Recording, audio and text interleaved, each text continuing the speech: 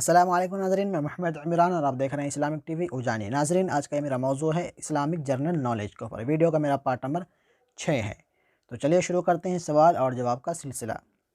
سوال ہے، حضور صلی اللہ علیہ وسلم کی وہ کون صاحبزادی ہیں جو جنتی عورتوں کی سردار ہوں گی؟ تو اس کا جواب ہے حضرت فاطمہ الزہرا رضی اللہ عنہا۔ اگلا سوال ہے، حضرت فاطمہ زہرا رضی اللہ عنہا کس کے نکاح میں تھی؟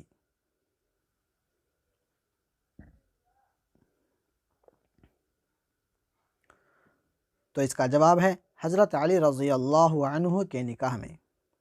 اگلا سوال ہے، حضور صلی اللہ علیہ وسلم کی کون کون صاحبزادیاں یکے بعد دیگرے حضرت عثمان غنی رضی اللہ عنہ کے نکاح میں تھی؟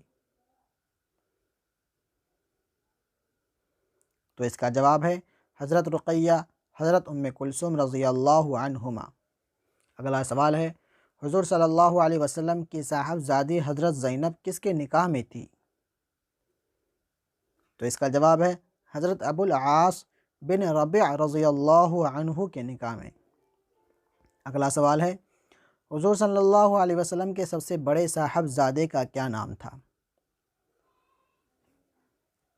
تو اس کا جواب ہے حضرت قاسم رضی اللہ عنہ۔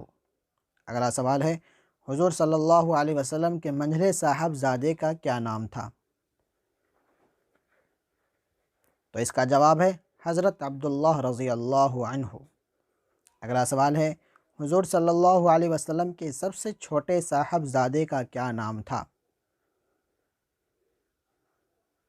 تو اس کا جواب ہے حضرت ابراہیم رضی اللہ عنہ۔ اگلا سوال ہے، جس جنگ میں حضور صلی اللہ علیہ وسلم خود شریک رہے اسے کیا کہا جاتا ہے؟ تو اس کا جواب ہے غزوہ۔ اگلا سوال ہے، جس جنگ میں حضور صلی اللہ علیہ وسلم شامل نہ ہوئے بلکہ آپ کے حکم سے لشکر بھیجا گیا اسے کیا کہتے ہیں؟ تو اس کا جواب ہے سریہ۔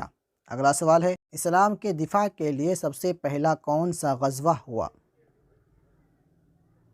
تو اس کا جواب ہے غزوہ بدر۔